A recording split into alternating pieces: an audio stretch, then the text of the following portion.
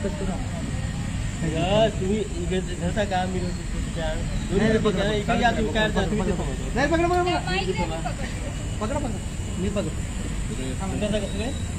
सगळे माहिती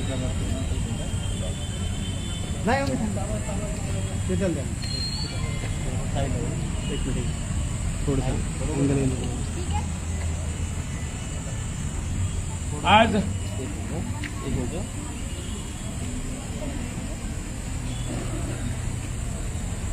आज उपजिल्हाधिकारी कार्यालय देगलूर येथे देगलूर तालुक्यातील विशेषतः मरखेल, करडखेड, देगलूर, खानापूर या महसूल मंडळातील शेतकरी प्रतिनिधी इथे उपस्थित आहेत।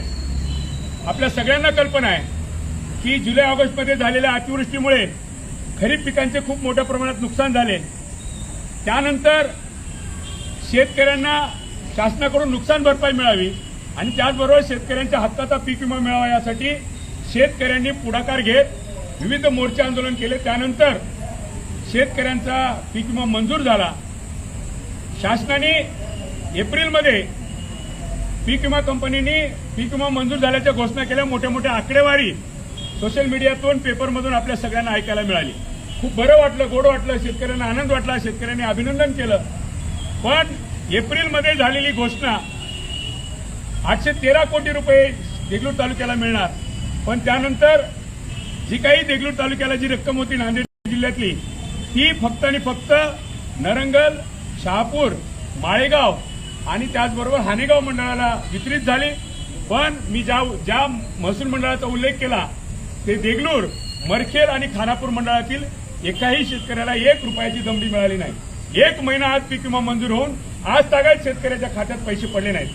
आमचा त्रागा आहे, शेतकऱ्यांच्या मनात अस्वस्थता आहे की खरीपची पेरणी आता जवळ आलेली आहे, शेतीची मशागतीची कामं झालेली आहेत आणि अत्यंत महत्वाचं की आता खत बियाणं घेण्यासाठी शेतकऱ्यांना पैशाची उपलब्धता आवश्यक असताना एकीकडे युद्धाचं कारण सांगत खत आणि बियाण्याचे रेट वाढवले जात आहेत।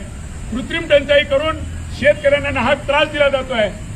खत आणि बियाण्याचे रेट दुसरीकडे वाढत असताना आता शेतकऱ्यांच्या हक्काचा पीक विमा पैसा मिळणं अत्यंत गरजेचं असताना आज विमा कंपनी आणि शासनाच्या अनास्थेमुळे शेतकऱ्यांना पैसे मिळत नाहीत।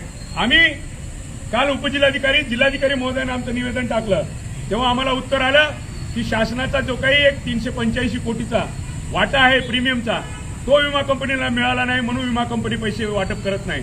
हा निव्वळ खोडसाळपणा आहे। आपल्या सर्व चॅनलच्या माध्यमातून मी या गोष्टीचा पहिल्यांदा निषेध करतो।